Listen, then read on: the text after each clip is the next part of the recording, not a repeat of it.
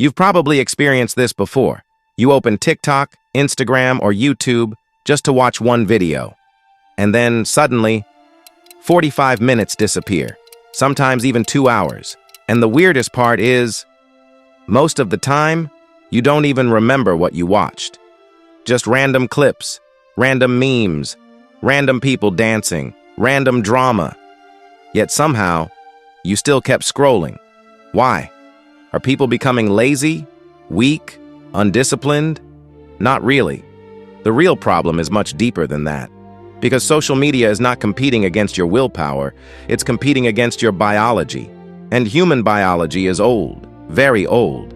Your brain evolved for survival in nature, not for modern apps designed by thousands of engineers and psychologists. For most of human history, life was slow. There were no notifications, no endless entertainment, no infinite feeds. If you got bored 5,000 years ago, you just stayed bored.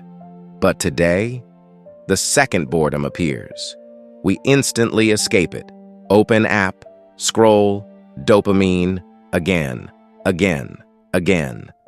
And that's where the real problem begins, because your brain loves dopamine. Now, dopamine is usually misunderstood.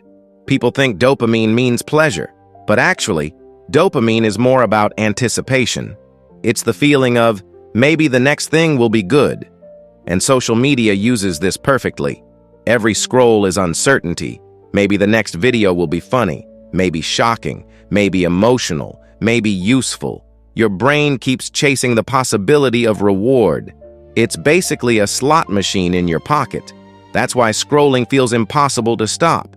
Not because every video is amazing, but because your brain keeps expecting the next one to be amazing. And the craziest part? The apps already know what keeps you watching. They track what you pause on, what you replay, what makes you emotional, what makes you angry, what keeps your attention longer. The algorithm slowly learns your brain better than you do. Think about how insane that is. Your attention became data, and data became money. That's why these apps don't want you to leave, because the longer you stay, the more ads you watch, the more products you buy, the more predictable your behavior becomes. Now at this point, some people say, okay, then social media is evil. But honestly, I don't think that's true. Social media itself is just a tool. The real issue is that most people use it unconsciously. Imagine giving junk food to someone who never learned nutrition. That's basically what happened with the internet. Human brains got exposed to unlimited stimulation before we learned how to handle it. And now we're seeing the consequences everywhere. People struggle to focus. Reading feels harder. Conversations feel less stimulating. Movies feel slow. Studying feels painful. Even relaxing feels difficult sometimes. Because once your brain gets used to constant stimulation, normal life starts feeling underwhelming. And this creates another problem nobody talks about enough. Silence starts feeling uncomfortable. That's why so many people instantly reach for their phones during elevators, meals, waiting rooms, bathroom breaks. Even while watching another video, people are becoming afraid of being alone with their thoughts, because social media removed almost every empty moment from life. But here's the twist. Boredom was never the enemy. Boredom was actually important. Some of your best thinking happens during boredom. Creativity happens there. Self-reflection happens there. Real thinking needs space. But social media fills every tiny gap with stimulation. And slowly, your brain forgets how to slow down. Now, obviously, deleting every app and moving into a forest is probably not realistic, and honestly, extreme solutions usually fail anyway.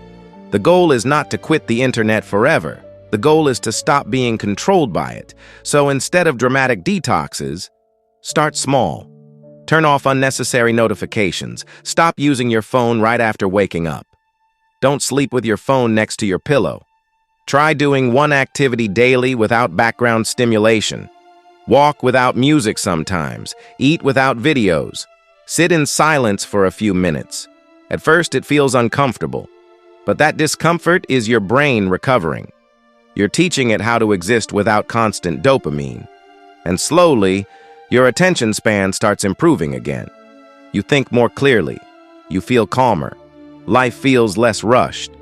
Because the truth is, your brain was never designed for infinite scrolling. And in a world constantly fighting for your attention, being able to control your focus is becoming a superpower. Think clearly.